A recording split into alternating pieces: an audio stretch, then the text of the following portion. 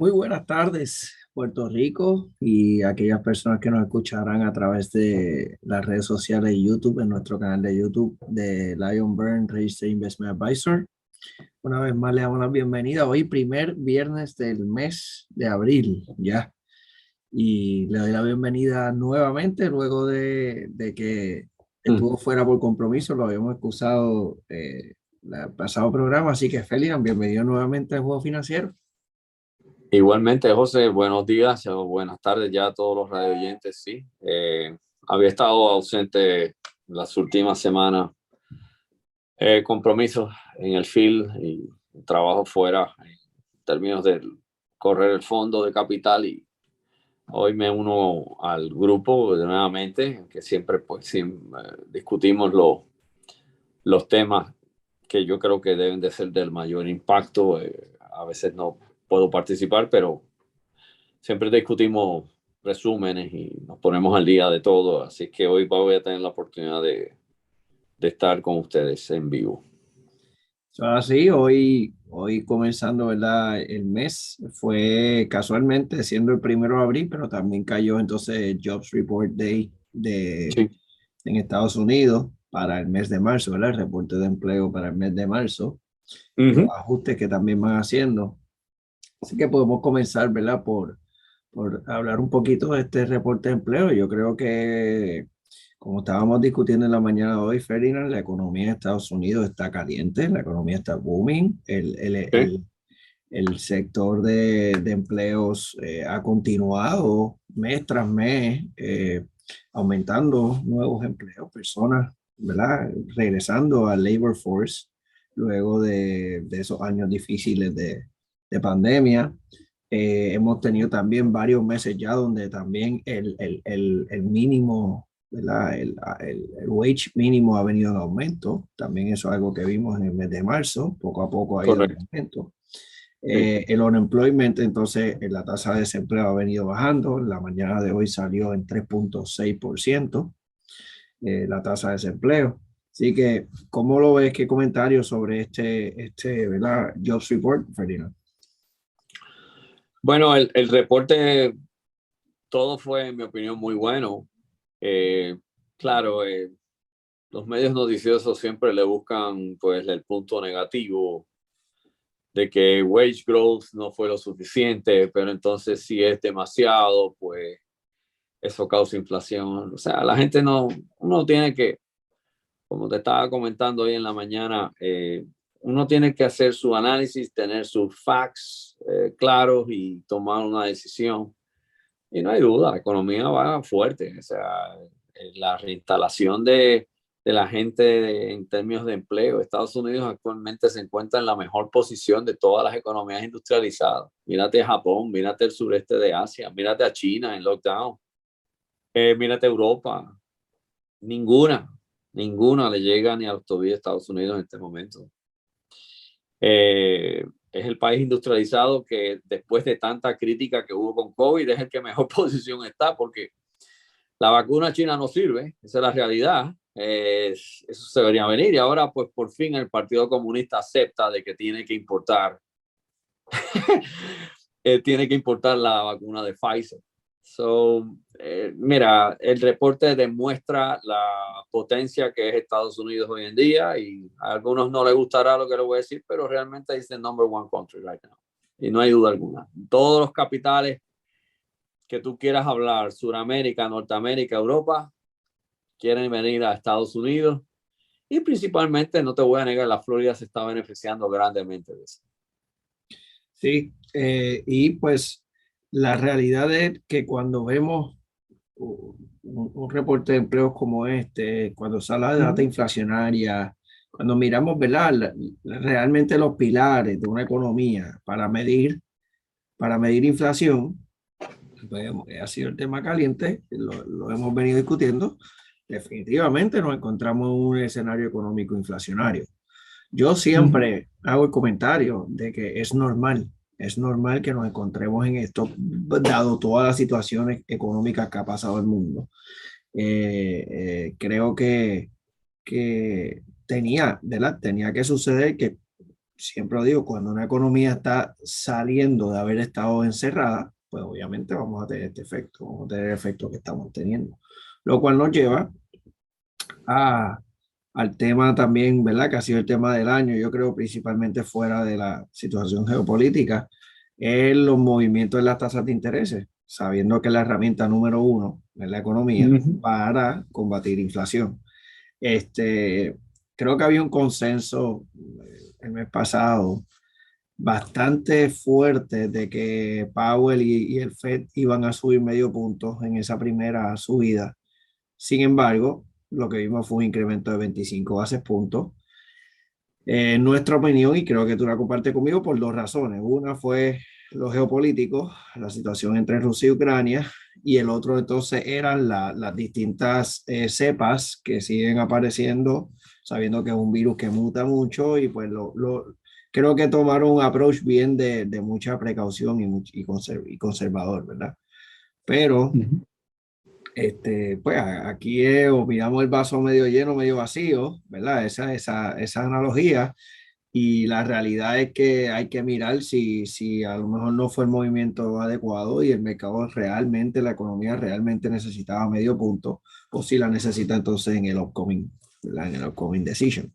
Así que compartí un poquito de eso, Ferian, y sé que Bueno, yo creo que este reporte es the nail in the coffin. El Fed tiene que subir 50 bases puntos. There's no way. Ya, en mi opinión, ya el mercado de capital ha factorizado 50 bases puntos. Y pues tú conoces mi opinión. Yo era de la opinión que es mejor hacerlo temprano en el juego, get rid of it.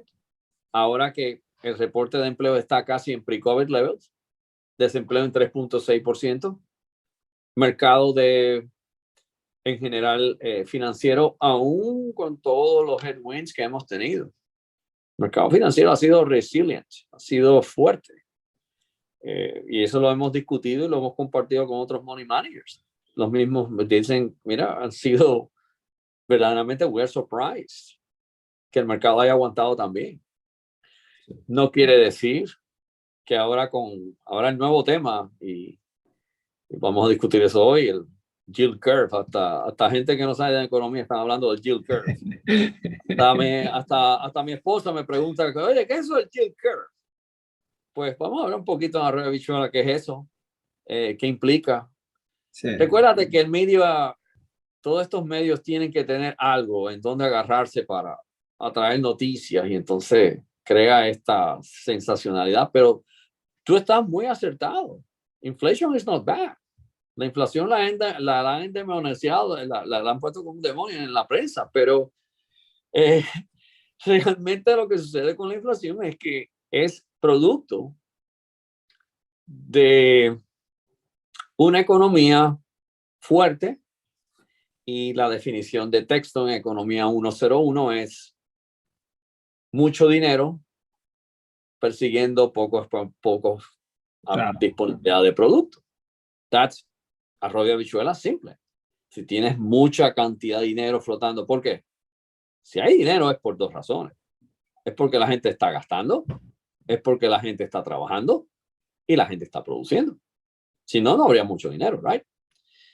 Pues por lo tanto, con todas las situaciones que han habido con el supply chain, mira, ahora mismo en nuestra construcción, la semana pasada, ya vamos por un año de atraso en madera. Hemos tenido que ir a Tennessee a buscar madera. So, ese tipo de situación sucede y es porque realmente tienes una economía fluyente y dinámica.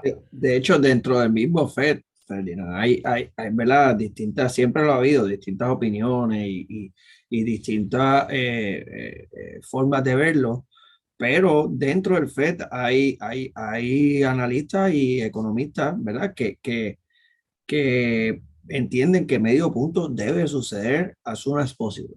As soon as possible en las tasas de intereses, obviamente para calmar la agua, como yo lo veo. Yo lo veo como para estabilizar. Lo que ha pasado también es que tienes un issue político, José. Siempre la política se mete. Está el famoso Fox, el canal de Fox, que depende, para nuestros amigos radiovidentes en Puerto Rico, oigan, no se sientan mal de la política. Aquí es tan malo como allá. Porque depende de qué canal tú escuches de televisión, tienes la versión que le corresponde. Si te vas a MSNBC, Joe Biden es el apóstol San Pedro. Si te vas a Fox News, pues es el demonio. So, realmente, pues, siempre está la fase política. Sabes que hay unas elecciones de midterm congressional elections y ya tú verás que en septiembre, agosto se va a poner caliente. Y siempre está la situación de que la inflación es demonizada porque afecta al consumidor, a la persona que está struggling with life. Y es cierto, eso afecta. Pero nosotros, analistas financieros y economistas, tenemos que mirar el big picture. Y en la realidad del caso es que la economía se está moviendo muy bien. Creo que el Fed, lo hemos venido diciendo, está atrás en la curva. Ahora todo el mundo está hablando de que is way behind the curve. Y mi opinión ha sido siempre consistente de que el Fed debió o debía o debería o debe de meter aumentos de 50 bases puntos en los próximos 3, 4 meetings específicamente y tratar de get it over with, en mi opinión, porque creo que la economía puede resistir. Claro, ese es realmente el valor del famoso yield curve. El yield curve es psicología y expectativa de los participantes de crédito de una anticipación de un Fed. Que el Fed a lo mejor se le va la mano. Que a lo mejor es muy agresivo.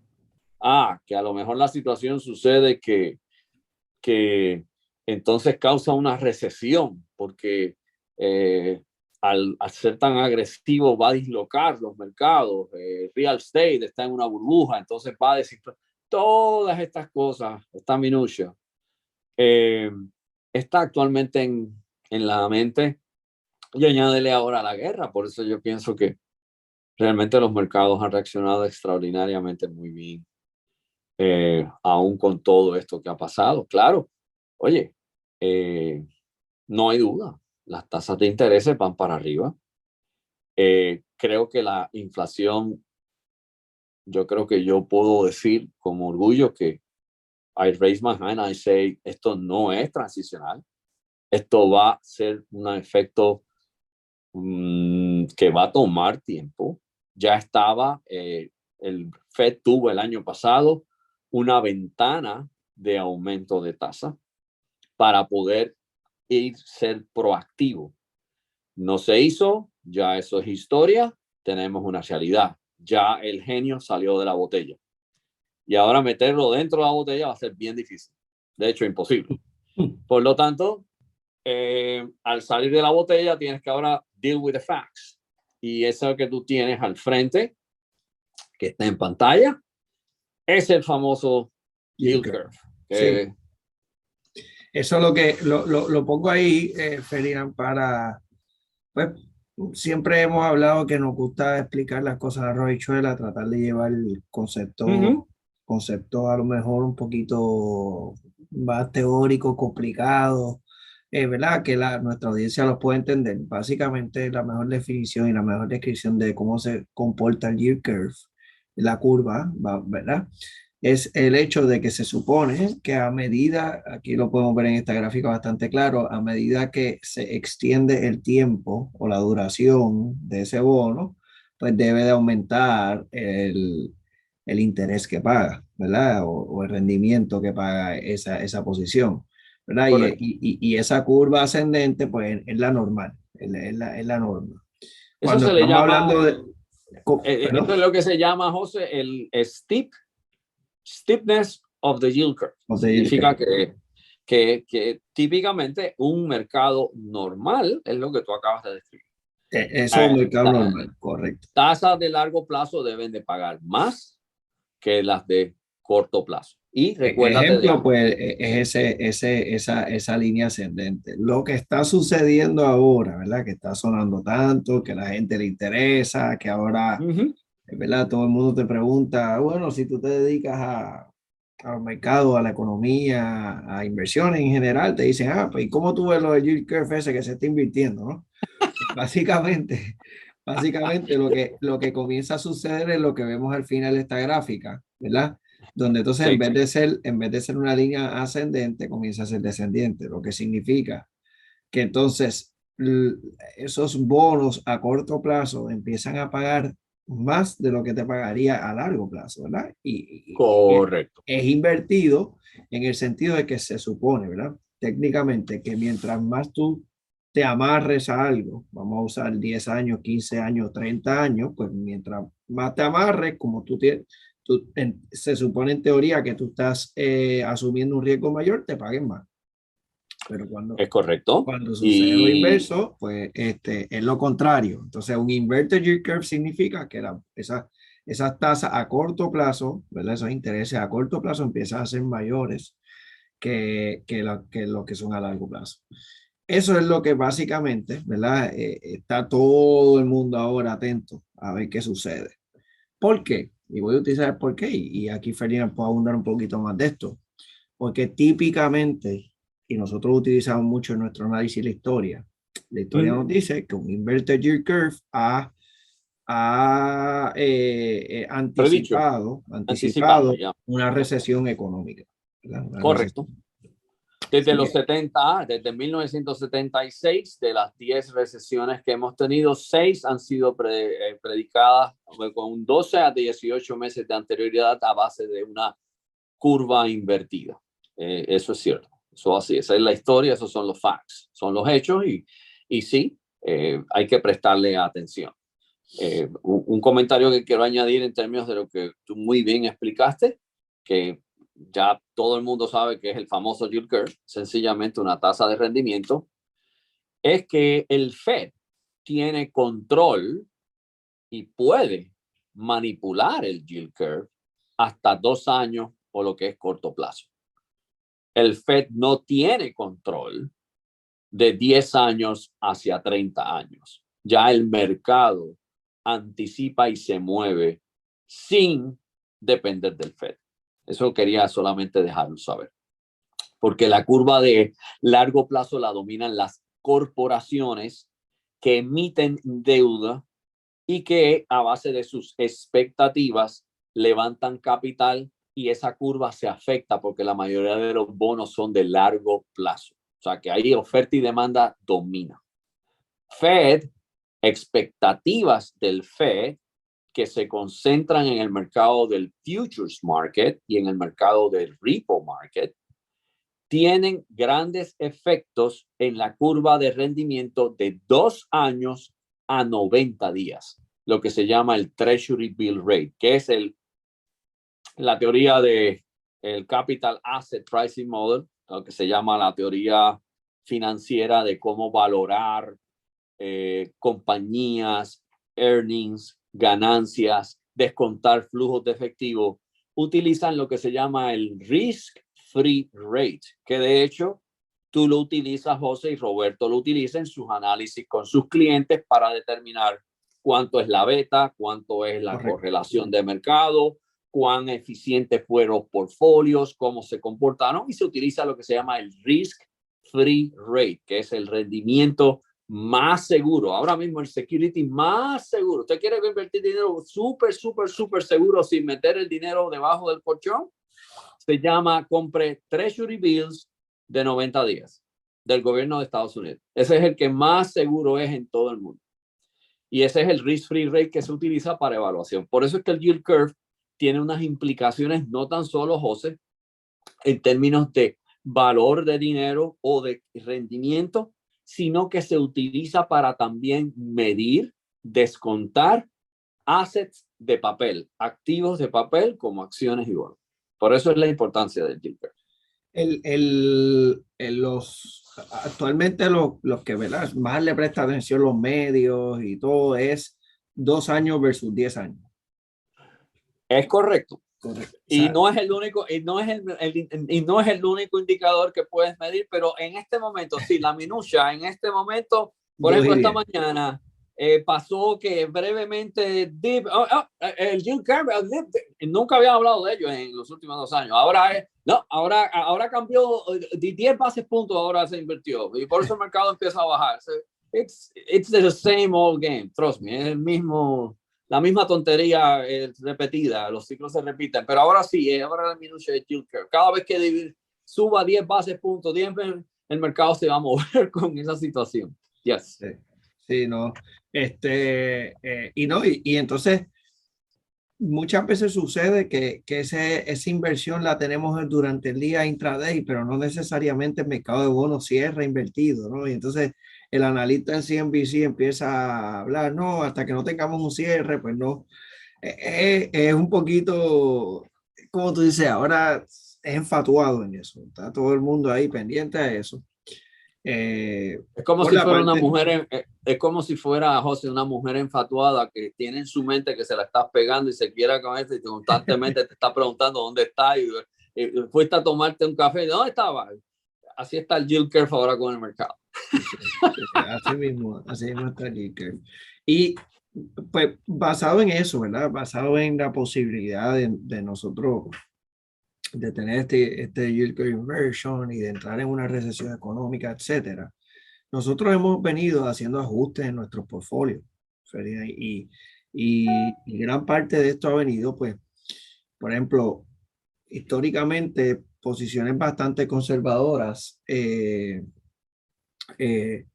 significa estar en algún tipo de mercado de bonos, ¿verdad? Lo que se llaman los high yield, los high yield corporate bonds, en treasuries, estar en el mercado de bonos en general.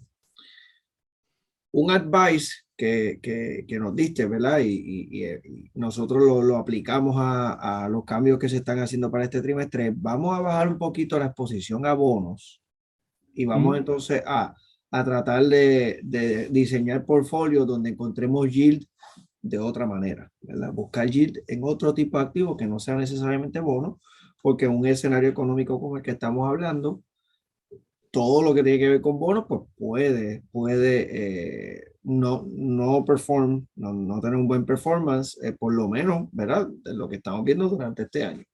Y es algo que hemos podido lograr. O sea, ahora para este nuevo trimestre, segundo trimestre del año, diseñamos unos portfolios donde se logró conseguir ese yield o conseguir ese ingreso en las carteras, buscando compañías que así lo hagan, ¿verdad? Que su stock price pague un buen dividendo. Nos fuimos, y quiero abundar un poquito de eso contigo, a lo que se llama el asset class de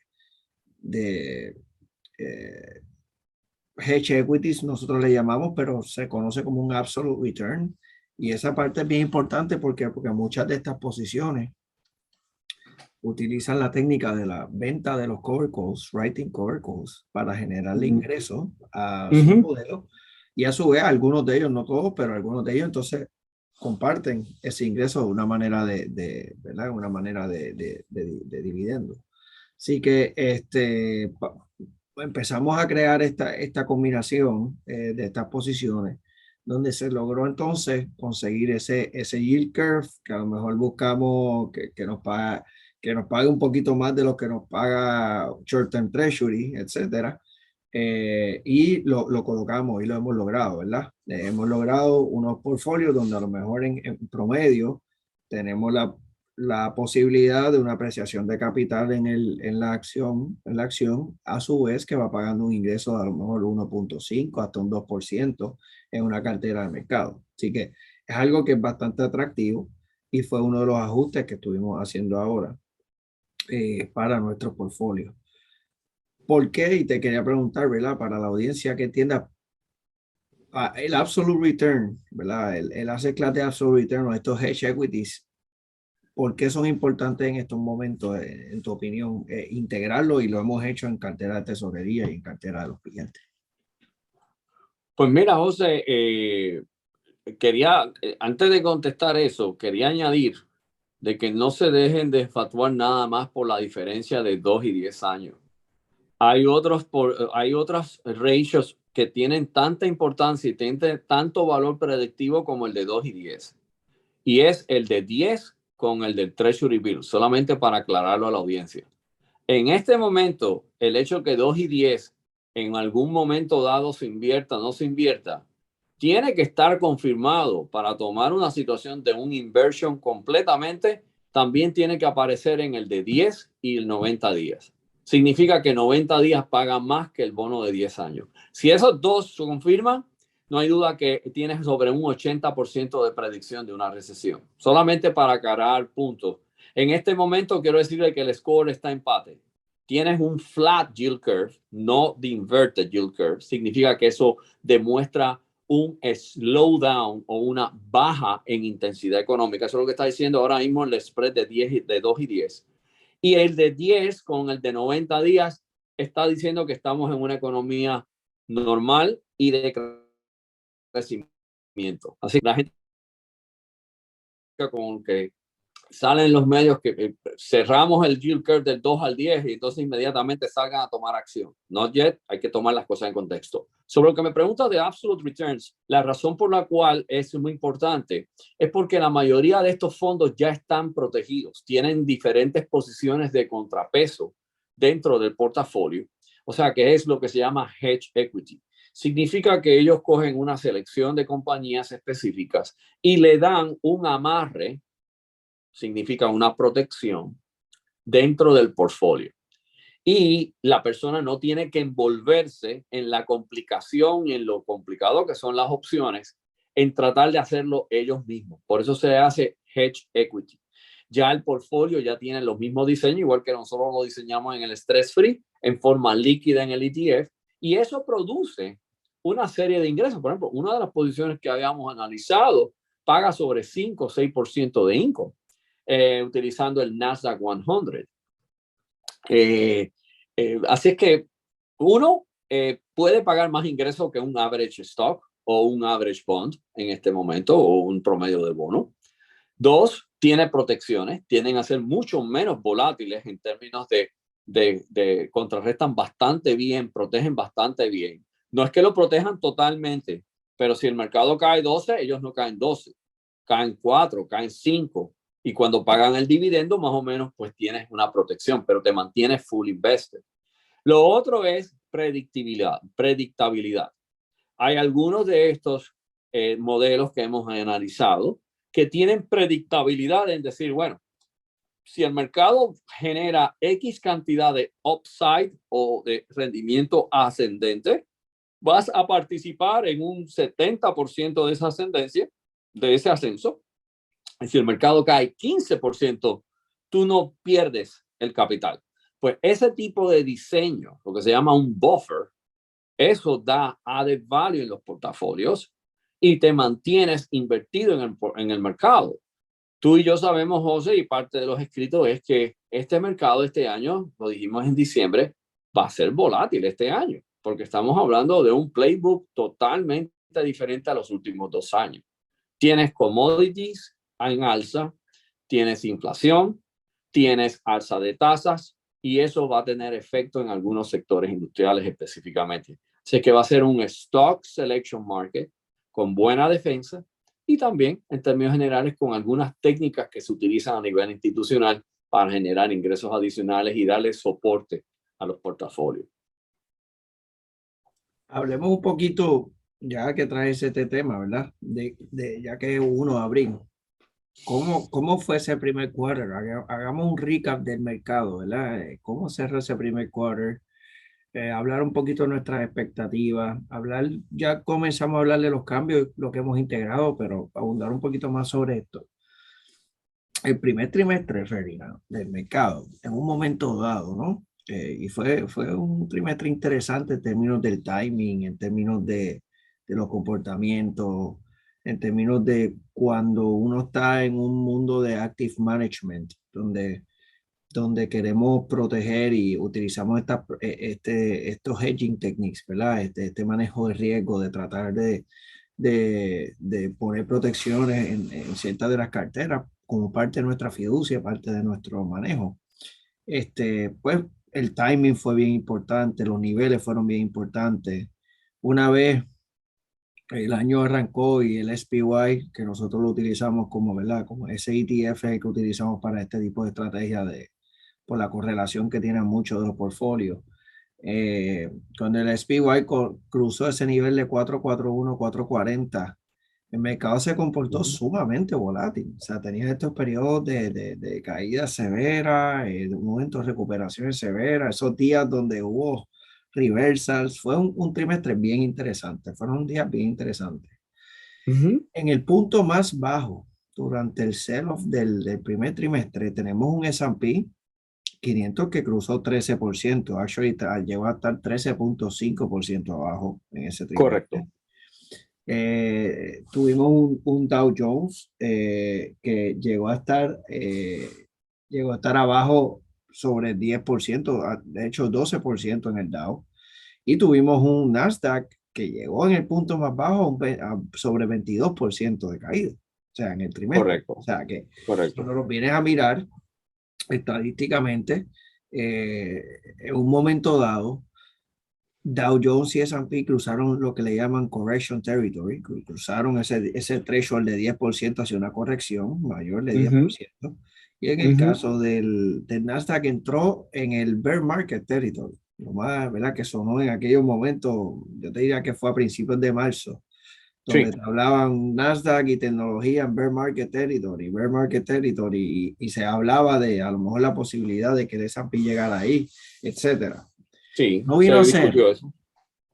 Dicho eso, el Dow Jones cerró el trimestre 5.21% negativo.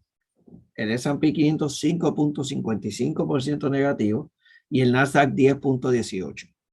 ¿Qué quiere decir? Que basado en los números que les di, ¿verdad? Del punto más bajo en el periodo, en cuestión de 2 semanas, que fueron las últimas 2 semanas de marzo, el mercado logró borrar prácticamente la mitad o un poco más de las pérdidas que habían tenido en el punto más bajo, ¿verdad? Este fue el strong rally que tuvimos para cerrar el trimestre. Dicho eso, ni el Dow Jones ni el S&P cerraron el trimestre en correction territory, o sea, porque solamente estaban alrededor de 5%. Y entonces sí, el Nasdaq de tecnología, que sabemos que fue el más afectado en el periodo, sí cerró 10.18, prácticamente ahí en esa línea de 10%.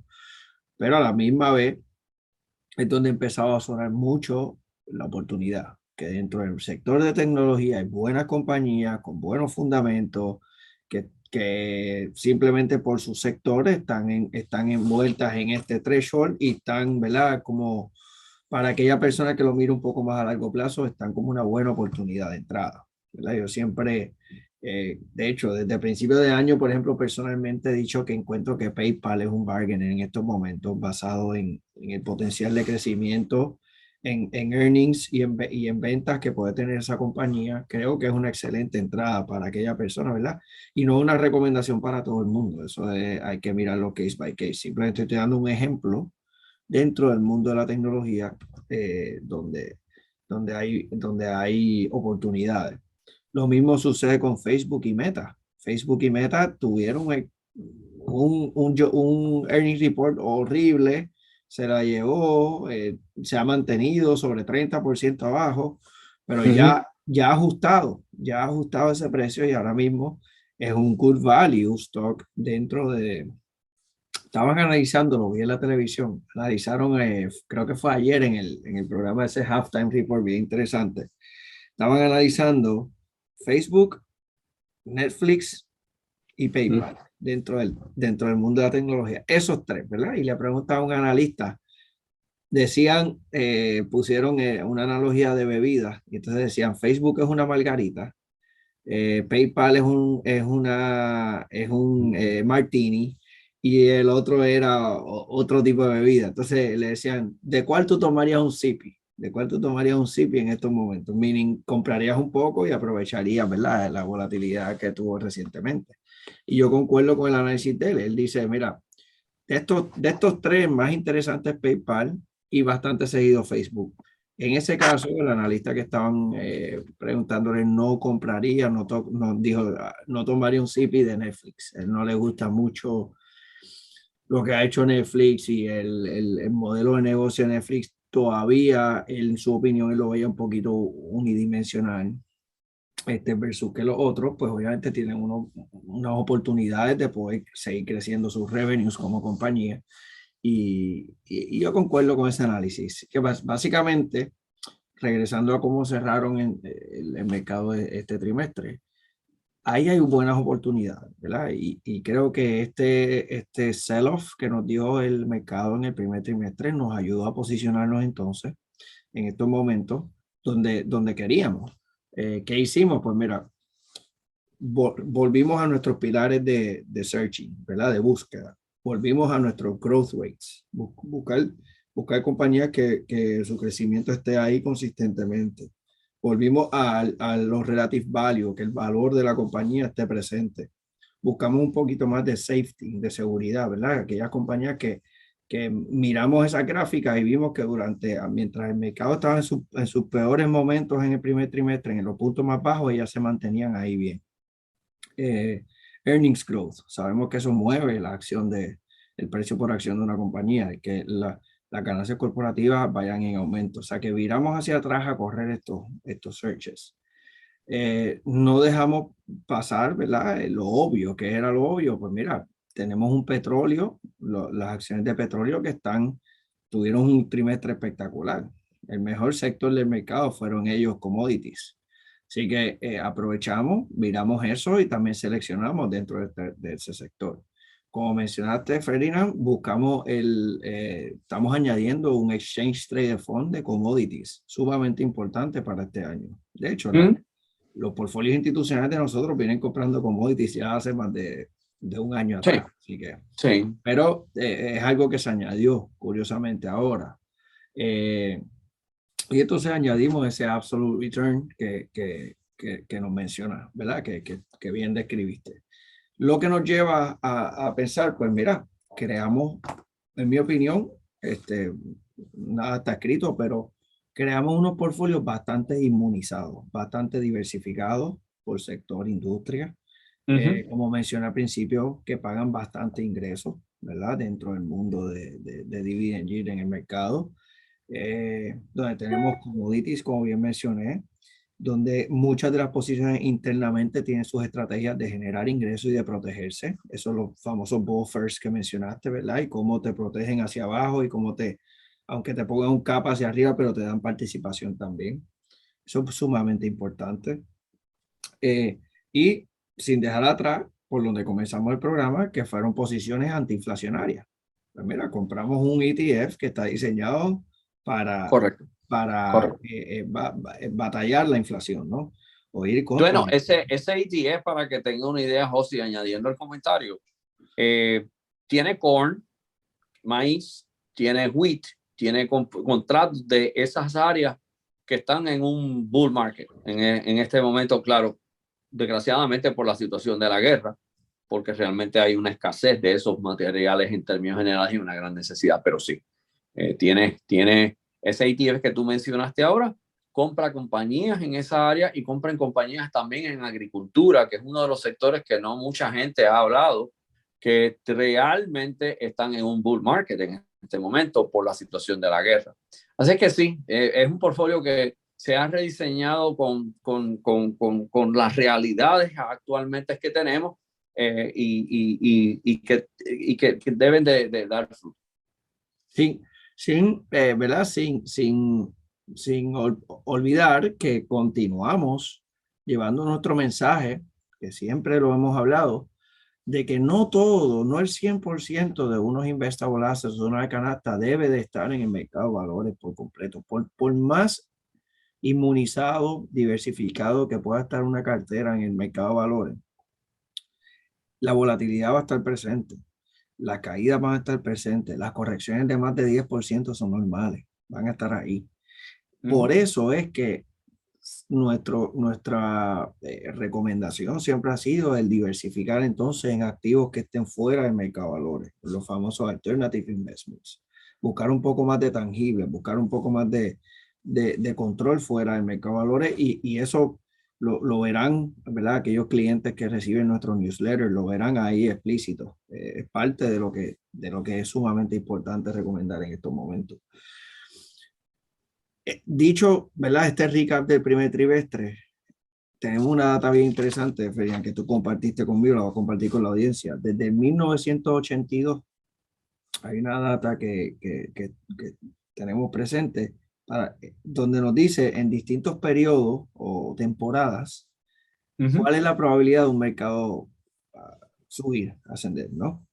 Entonces, comienza el primero de marzo 26 a mayo 9, un 75% de las veces desde 1982.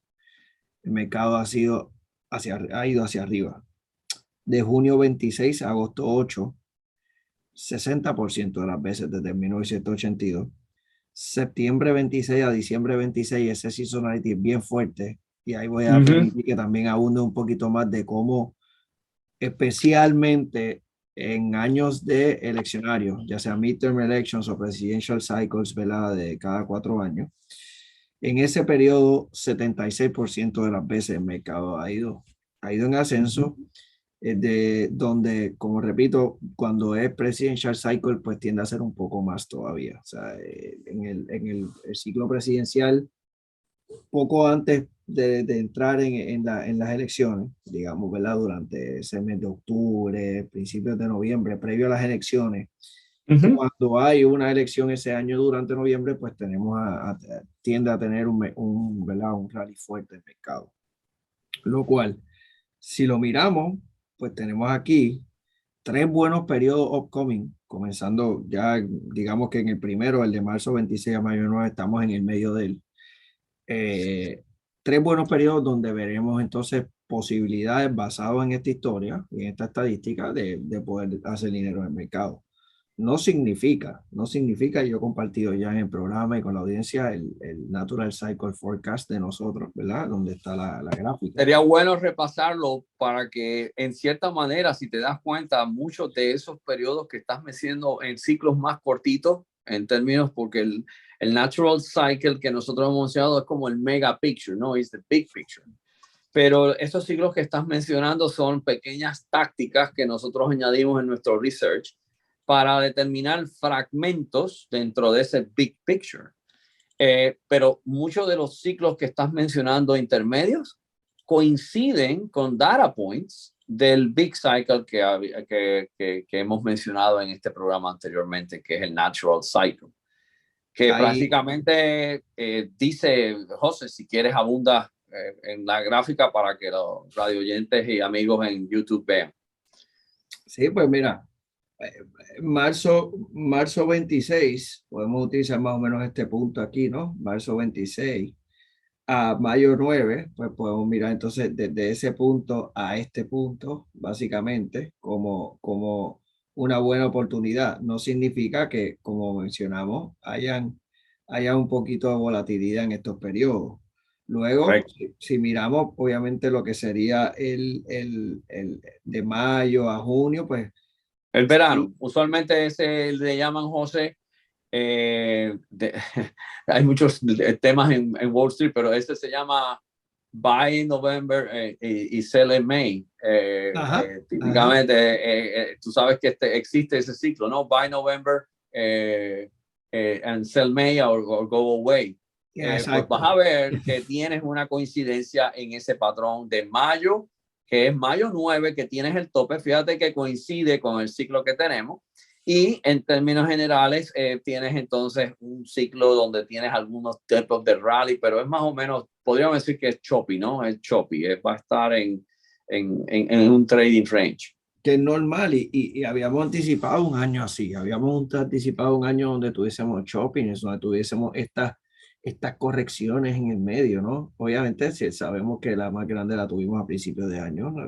el cuadro que cerramos, pero mira cómo entre medio se anticipa. Y esto, obviamente, esto es un forecast, esto es un panorama, esto es una posibilidad, no necesariamente. Pero ese panorama, para solamente aclarar, José, porque siempre va a estar la persona escéptica que dice, bueno, pero ustedes hicieron eso ahora, mira esa raya ahí que yo veo, pues claro, si ya pasó.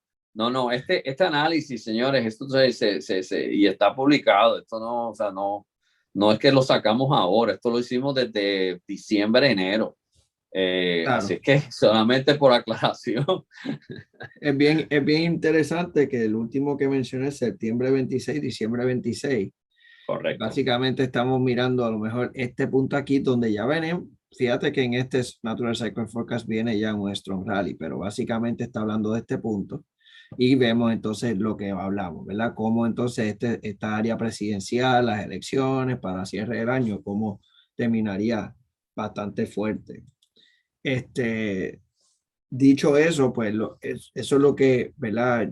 Quería aclarar y a dar a la audiencia de que realmente nos posicionamos, tratamos de posicionarnos lo mejor posible para poder aprovechar este mercado, pero en esos puntos donde haya choppiness, donde tengamos esta volatilidad, que el mismo portfolio se ajuste, ¿no? Que el mismo portfolio, si salen noticias inflacionarias, tenemos posiciones para eso. Si salen noticias eh, eh, positivas de growth en el mercado, tenemos posiciones para esas. O sea que realmente eso fue lo que buscamos. Eso fue lo que buscamos.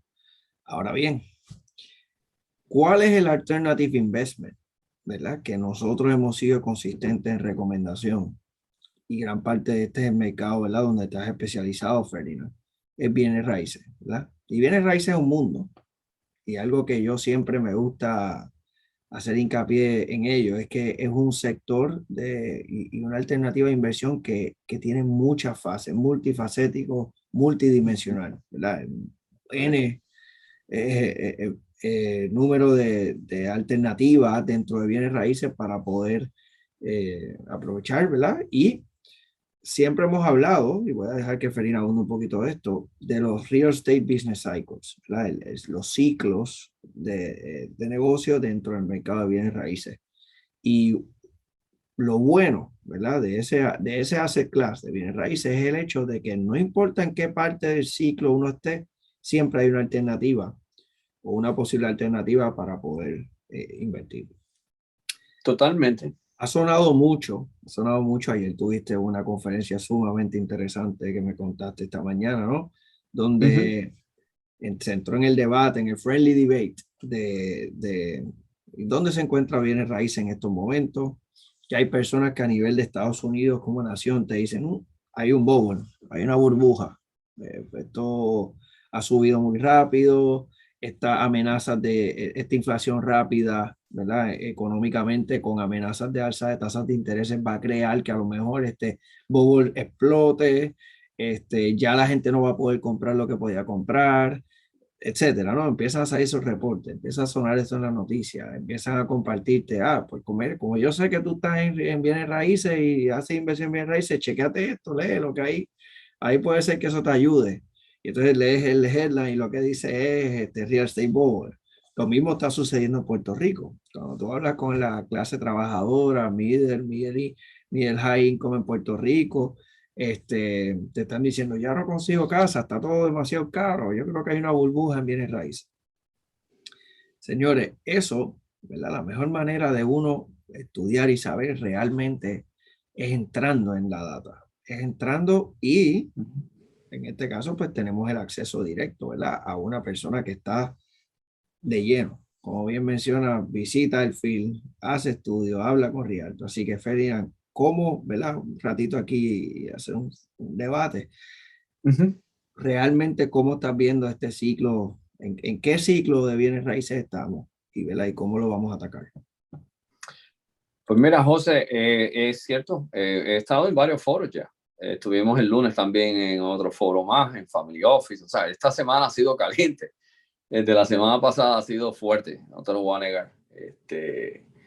Pero me ha dado la oportunidad aparte de que yo siempre estoy mirando data, miro la data analítica, pero también miro la data, lo que yo llamo behavioral economics. Y behavioral economics es la parte psiquiátrica, psicológica.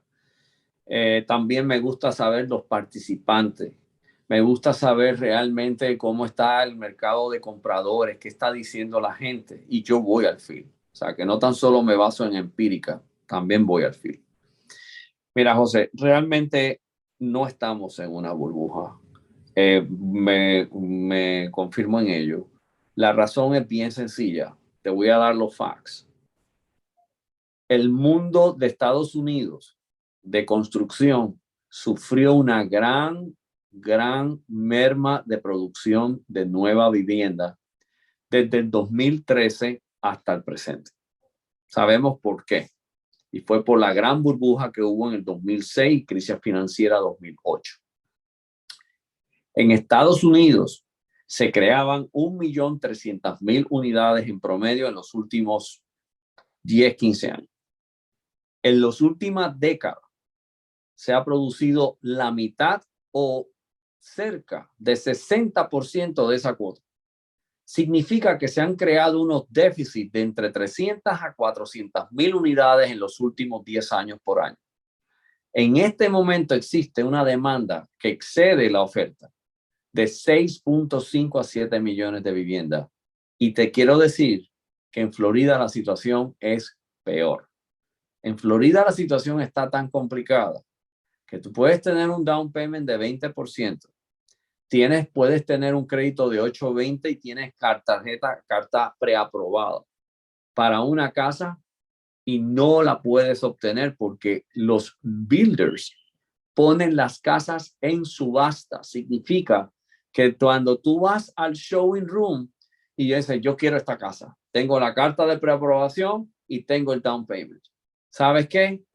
Te dicen, de hecho yo he estado, no te estoy hablando porque me lo han dicho, yo he ido a Lennar y de hecho a mí me interesa esta propiedad. Pues me dice, llénese este papel aquí, ponga su nombre, email y póngame la oferta que usted está dispuesto y yo le saco copia a su carta de preaprobación. Y yo dije, no, si yo voy a comprar cash, yo no tengo carta de preaprobación. Y yo dije, no importa, tiene que ponerme aquí el nombre y pone all cash. Eso va, ¿y cómo es el proceso entonces? Bueno, eso ahora va a la oficina central y en una semana le contestaremos si usted fue el lucky winner. ¿Sabes qué, José? Las casas se van por 30 y 40.000 por encima de la tasación o por encima del precio que realmente se ofreció. Porque hay una escasez de nueva vivienda y hay un exceso de nueva demanda. El desempleo está en 3.6%. Wage gains, estoy claro, no es al mismo nivel que la inflación. La inflación está corriendo en un 8-7%. Wage gains today reportaron 5.6%. Está bien, I got it. Pero la situación en general es que estás con gente que tiene ingresos y que ya no están los excesos que tuvimos en la pasada burbuja, donde los ratios de deuda versus ingresos eran muchísimo más altos y las tasas de intereses todavía, aún con los incrementos que esperamos. Yo te voy a dar mi predicción, yo creo que las tasas se van a disparar en mis hipotecas a 5.25, 5.50 posiblemente, y ya yo he hecho números eso comparado con renta y todavía es negocio comprar. Pero independientemente de eso, en esa época estaban en 6.5, 6.75 la hipoteca. O sea, ingreso, financiamiento, disciplina, porque se volvió algo irracional. No había unos guidelines específicos de prudencia al momento de prestar. Ahora no. Ahora todo tiene que ir by the book como old-fashioned banking. Así es que cuando tú ves esa demanda con unos números sólidos sustentados de ingreso y de empleo y ves el déficit que se ha creado en los últimos 10 años por falta de construcción, los builders tendrían que construir 2.5 millones de unidades por los próximos 10 años para contrarrestar ese déficit. Eso no va a suceder, José. El supply chain está creando disloques enormes. Ahora mismo órdenes de trozas de madera se están tardando un año y no te dan garantía que te hagan delivery. Segundo, concreto. Ahora mismo un seawall te tarda 6 meses en permisología. ¿Tú sabes lo que son 6 meses por un muro de contención? Lo que te quiero decir es que hay un disloque grandísimo y una necesidad enorme. Y hasta que eso no se haga un equilibrio, balance, los precios van a seguir subiendo. Aclaración, de que van a seguir subiendo al nivel como fue el año pasado, que subieron a cerca de un 20 y pico %. Pues mira, sí dio el análisis este año. Ellos esperan un incremento de 16, back to back. Y la gente dice, pero eso es imposible. Y yo dije, sí, es posible. Porque la gente, con las cantidades de renta, ahora mismo tú y yo estábamos hablando de cómo está Brickell. Brickell ahora mismo una renta promedio. No hay, by the way, señores, no hay apartamentos. No hay. Y están rentándose en $4,100 mensuales. Yo sé que para la gente de Puerto Rico esto parece como una locura, pero la realidad es que te pagan hasta 12 meses adelantado por cuestión de asegurar de que no le subas la tasa o no le subas la renta. Pero volvemos de nuevo. Es porque hay exceso de dinero en la calle. COVID lo que hizo fue exacerbar ese deseo de obtener un hogar, porque los apartamentos se vieron prácticamente en espacios pequeños. Tú tener las restricciones que tenías en un lockdown, la gente dice, ni para el caray yo me voy a quedar en un lockdown en una situación como esa. Y tienes, pues, sencillamente, en el caso de Florida, tienes, que ayer tuve una serie de debates, friendly debates, pues estaba diciendo, claro, la persona es de Nueva York, es de New Jersey. Estaba diciendo, sí, pero es que Florida siempre es la epidemia de las burbujas o del tope del mercado. Y yo, mira, te quiero decir que realmente Florida tiene un efecto que no lo tiene mucha gente en la nación americana. Tienes tendencias demográficas del norte hacia el sur, de estados de altos taxes hacia estados de bajos taxes. Tienes el hecho de que Florida es lo más cercano a Centroamérica y Suramérica. Significa que las destabilizaciones de gobierno de esos, los capitales no van a Texas, van a Florida. Y entonces ahora, en términos generales, también tienes el efecto de los millennials.